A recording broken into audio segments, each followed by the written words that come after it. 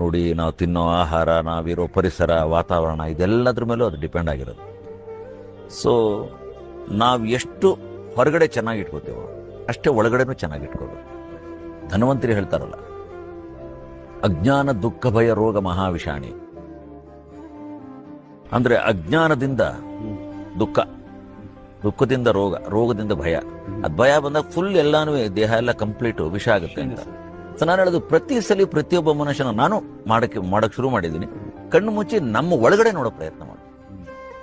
So ಒಳಗಡೆ ನೋಡಕ್ ಬಂದಾಗ ಅದು ಮಾಡ್ತಿರೋ ಕೆಲಸಕ್ಕೆ ಒಂದು ಕೃತಜ್ಞತೆ ಹೇಳಿದ್ರು ಕೂಡ ಅದು ಮಾಡ್ತಾ ಇರಬೇಕು ಅನ್ನೋ ಒಂದು ಎಚ್ಚರಿಕೆನೂ ಒಳಗಡೆ ಬರಬೇಕು.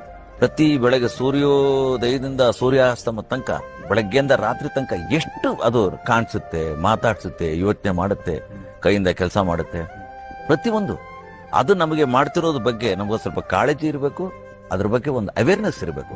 I think your concept is so good.